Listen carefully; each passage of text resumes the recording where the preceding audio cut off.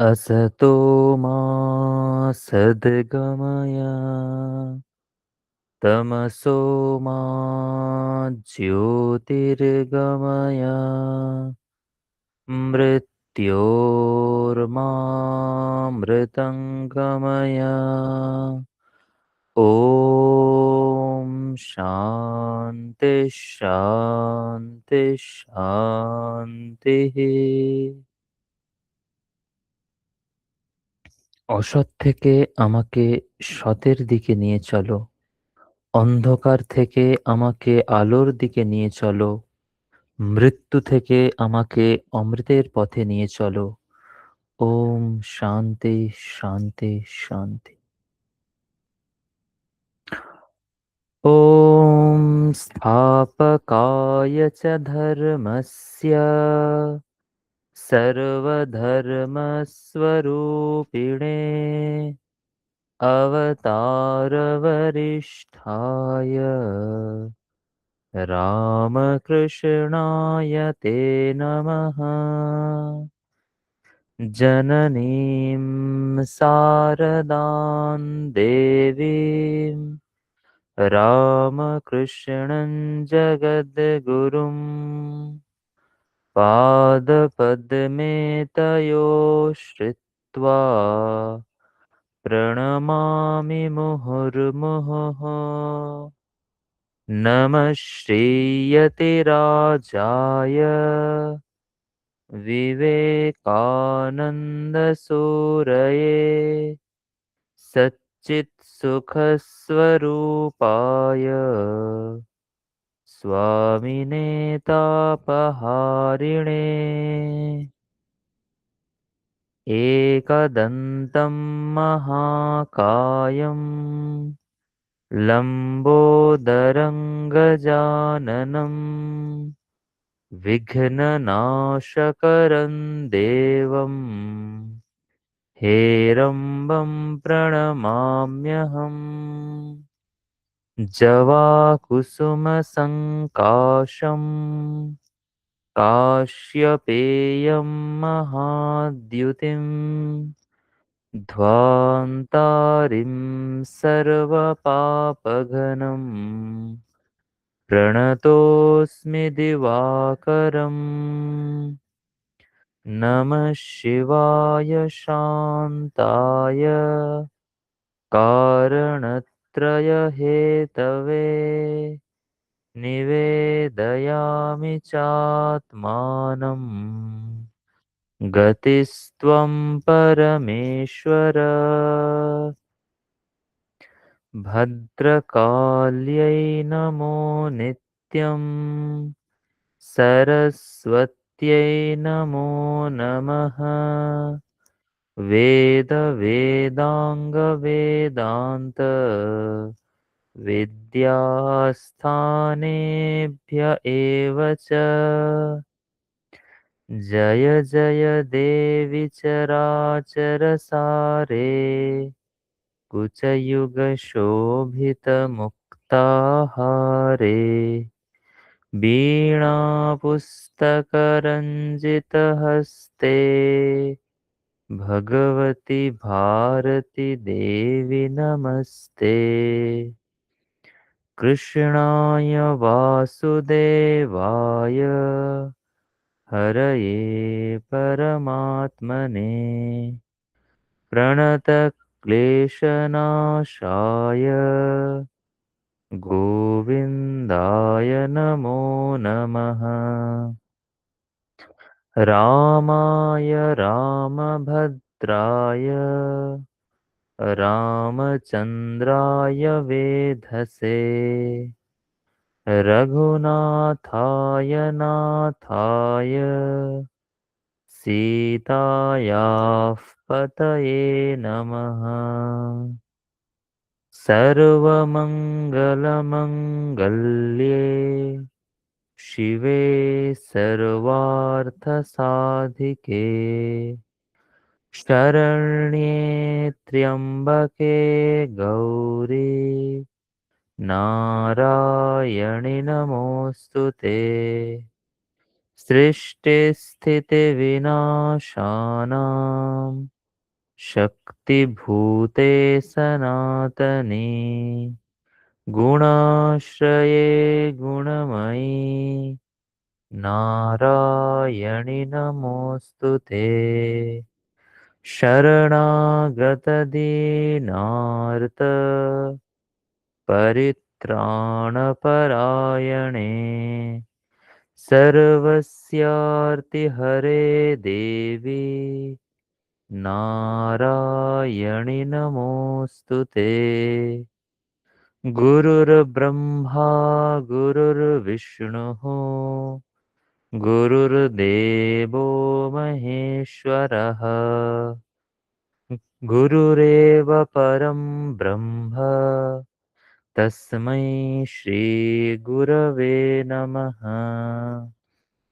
अखण्डमण्डलाकारं व्याप्तं येन चराचरम् तत्पदं दर्शितं येन तस्मै श्रीगुरवे नमः। ॐ सर्वे भवन्तु सुखिनः सर्वे सन्तु निरामयाः सर्वे भद्राणि पश्यन्तु मा कश्चित् दुःखभाग् भवेत्। ॐ शान्ति शान्ति शान्तिः। हरिः ॐ तत्सत्।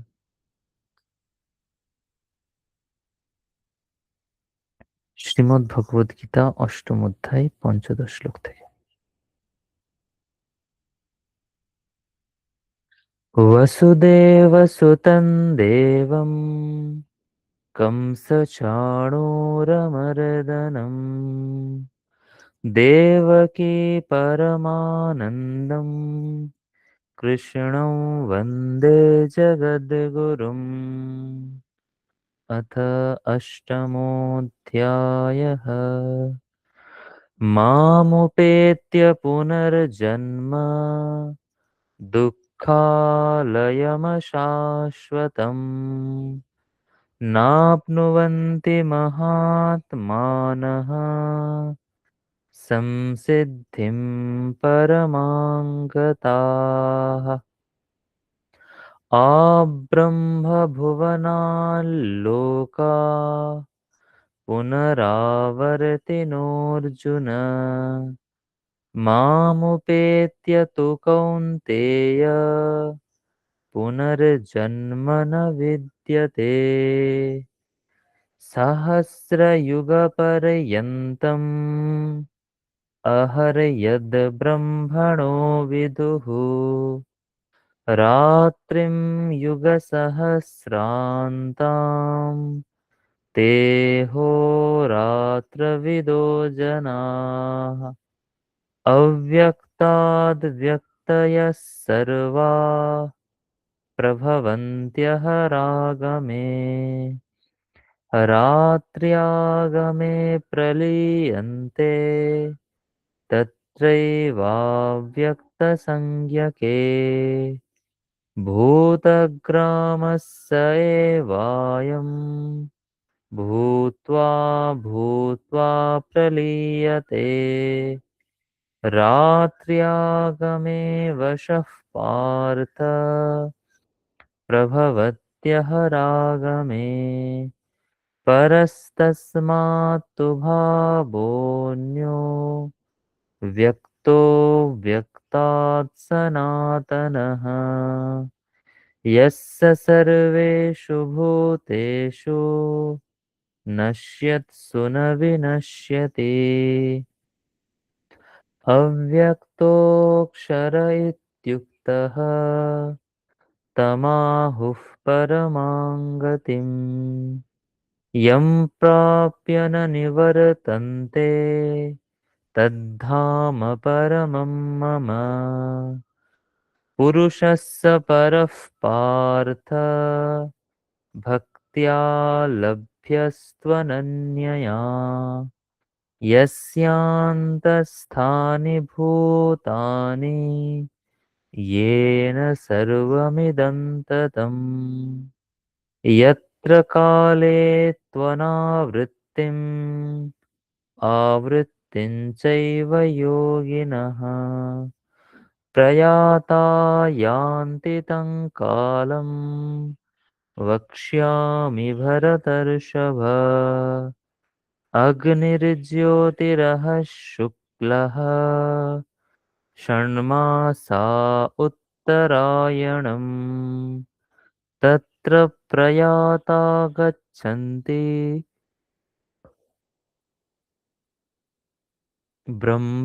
ब्रह्मविदो जनाः धूमो रात्रिस्तथा कृष्णः षण्मासा दक्षिणायनम् तत्र चान्द्रमसञ्ज्योतिः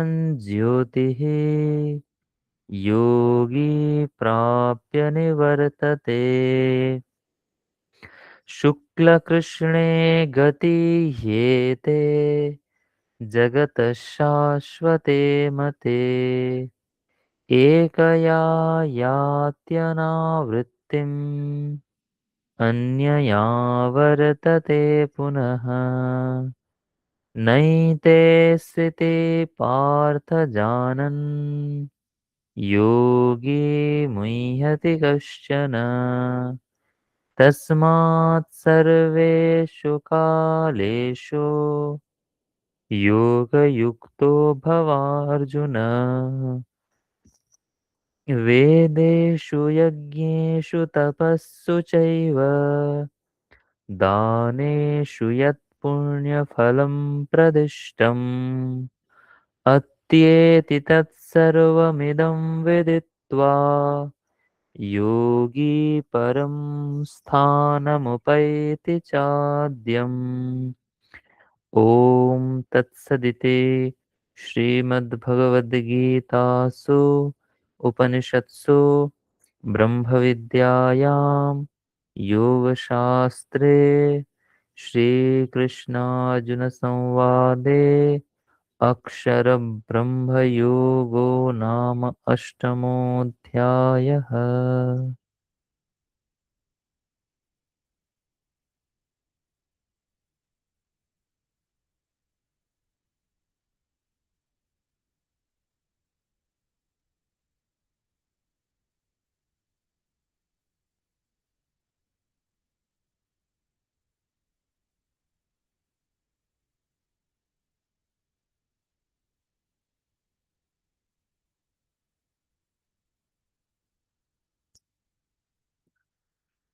আজকের মনন সপ্তম অধ্যায় প্রথম শ্লোক।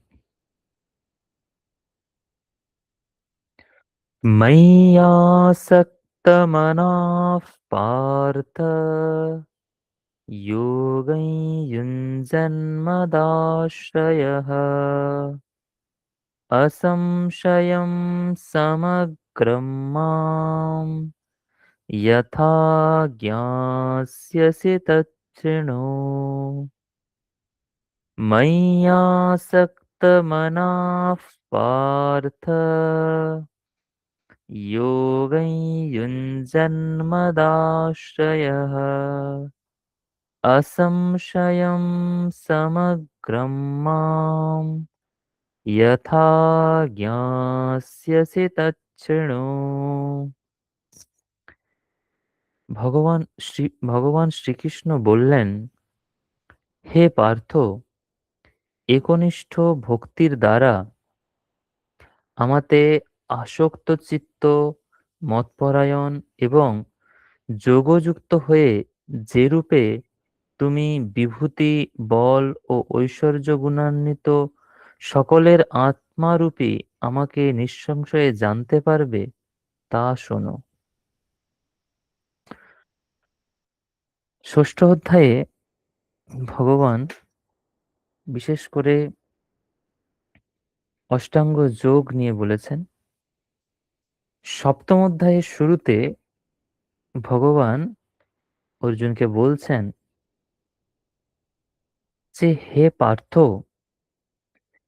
ময়্যাসক্ত মনা, ভগবান ময়ী মানে আমাতে আসক্ত মন যার, ময়ী শব্দের অর্থ এখানে আমাতে, আর ভগবান যেহেতু বলছেন সেই জন্য আমাকে মানে ভগবানকে বুঝতে হবে, ভগবানের উপরে। ভগবানের উপরে যার মন আসক্ত হয়েছে, অর্থাৎ ভগবানের কথা যিনি সবসময় চিন্তা করেন, সেটাই এখানে বলছেন একনিষ্ঠ ভক্তির দ্বারা আমাতে আসক্ত চিত্ত। অর্থাৎ ভগবানে মন কখন আসক্ত হয়? সাধারণ মানুষের মন তো ভগবানে আসক্ত হয় না।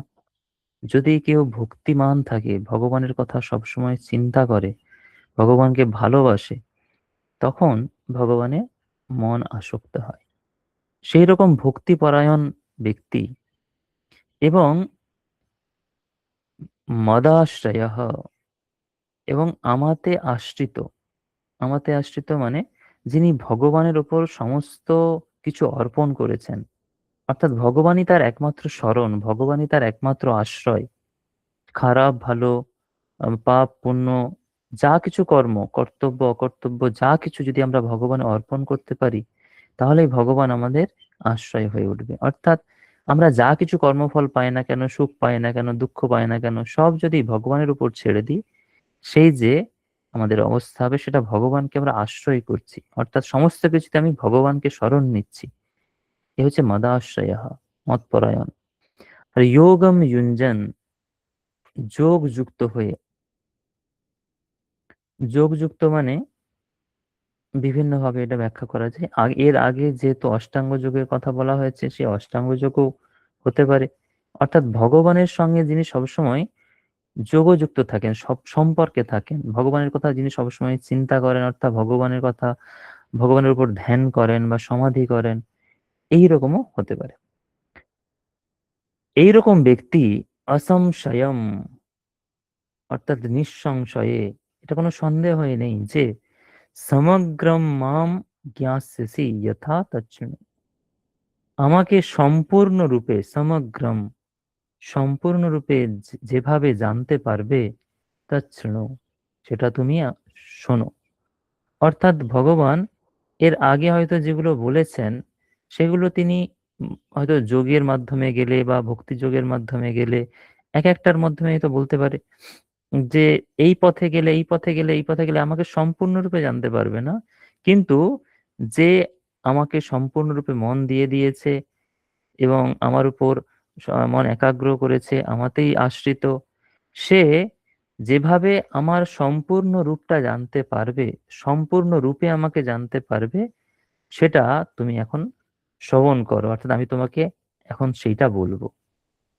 এখানে সমগ্র শব্দের অর্থ ভগবান শঙ্করাচার্য করেছেন এই বিভূতি, বল এবং ঐশ্বর্য। অর্থাৎ ভগবানের যে সমস্ত বিভূতি আছে, বিভূতি, বল মানে তার যে ক্ষমতা, এবং ঐশ্বর্য, বিভূতি আর ঐশ্বর্য কিছুটা একই। এইভাবে আহ আমাকে, আত্মারূপী আমাকে, মানে তিনি আত্মা হয়ে আছেন এবং তার আম, সম্পূর্ণ যে বিভূতি, যিনি কি রূপে আছেন বিভিন্ন আহ বস্তুর মধ্যে বা শ্রেষ্ঠ বস্তুর মধ্যে তিনি আছেন, ভগবানের যে বিভূতি এবং ভগবানের যে ঐশ্বর্য, তিনি আহ এই জগতে কি করতে পারেন, এই সমস্ত গুণ ভগবানের আছে, এই রূপে নিঃসংশয়ে আমাকে জানতে পারবে, এর অর্থ শঙ্করাচার্য করেছেন। তো এখানে সেই অর্থ যাচ্ছে না, ভগবান বলছেন মাম, অর্থাৎ সম্পূর্ণরূপে আমাকে যেভাবে জানতে, শ্রী অরবিন্দ এটা অন্যভাবে ব্যাখ্যা করেছেন। পূর্ণরূপে মানে এইরকম যে ভগবানের একদিক থেকে নয়, সব দিক থেকে আমাকে যেভাবে জানতে পারবে, কেবলমাত্র অদ্বৈতের দৃষ্টিতে নয় বা কেবলমাত্র যোগের দৃষ্টিতে নয়, মানে পাতঞ্জল যোগের দৃষ্টিতে নয়, কেবলমাত্র ভক্তির দৃষ্টিতে নয়, সমস্ত দৃষ্টিতে সম্পূর্ণভাবে যে যে পথে যাবে, সেই পথে আমাকে যেভাবে জানতে পারবে, সেটা এখানে শ্রবণ করো। আমরা এখানে যদি ঠাকুরের দৃষ্টিভঙ্গি একটু দেখি, তাহলে সমগ্র, যেহেতু এখানে কোনো ভগবান স্পেসিফিক বলে দিচ্ছে না, বা পরবর্তী শ্লোকেও আমরা দেখতে পাবো যে তিনি বলছেন সমগ্র মানে কিন্তু ঐশ্বর্য, বিভূতি এরকম আলাদা করে বলছেন না। সেজন্য সম্পূর্ণরূপে ভগবানকে, সম্পূর্ণ মানে ভগবানকে সম্পূর্ণরূপে দেখতে গেলে জানা যায় না। কারণ আমরা যদি ঠাকুরের দর্শন পড়ি, ঠাকুর ওখানে বলেছেন ভগবান অনন্ত। এবং আমাদের উপনিষদেও আছে, সত্যম জ্ঞানম অনন্তম ব্রহ্ম, ব্রহ্ম হচ্ছে অনন্ত। সেই অনন্ত ব্রহ্মকে সম্পূর্ণরূপে জানা যায় না, কিন্তু জানা যায়, বিভিন্ন ভাবে জানা যায়। ঠাকুর বলছেন তে- তিনি অনন্ত, পথ অনন্ত। অর্থাৎ ভগবান অনন্ত, ভগবানের কোনো ইতি করা যায় না। আর সেই জন্য ভগবানকে জানার জন্য পথও অনন্ত। আমরা যদি সেইভাবে ব্যাখ্যা করি, তাহলে ভগবান এখানে বলছেন যে যিনি আমার প্রতি ভক্তিপরায়ণ, আমাকে ভালোবাসে এবং সমস্ত কিছু আমাতে অর্পণ করে, সে সম্পূর্ণরূপে আমাকে জানতে পারবে। কিভাবে জানতে পারবে সেটা নিশ্চিতভাবে এখানে শ্রবণ করো, অর্থাৎ আমি এরপর তোমাকে সেটাই বলবো। আমরা ঠাকুরের দৃষ্টিভঙ্গিতে যদি ব্যাখ্যা করি, তাহলে এইরূপ ব্যাখ্যা হবে। আর শঙ্করাচার্যের দৃষ্টিতে ব্যাখ্যা করলে, যেহেতু শঙ্করাচার্য নির্গুণ ব্রহ্মকেই, নির্গুণ নিরাকার ব্রহ্মকেই একমাত্র গীতাতে বা উপনিষদে বর্ণনা করা হয়েছে বলে উনি স্বীকার করেন। সেই জন্য এখানে সমগ্র বলতে উনি অর্থ করছেন যে ভগবানের যে সমস্ত ঐশ্বর্য, ভগবানের যে সমস্ত বিভক্তি, এখানে ব্রহ্মের কথা নয় কিন্তু। এখানে যেহেতু ভগবান শ্রীকৃষ্ণ বলছেন, সেই জন্য এই সগুণ ব্রহ্মের যে বিভূতি, যে সগুণ ব্রহ্মের যে ঐশ্বর্য, ক্ষমতা, সেইগুলো সম্পূর্ণরূপে আমাকে জানতে পারবে যেভাবে, সেটা শ্রবণ করো। এইভাবে উনি ব্যাখ্যা করেছেন।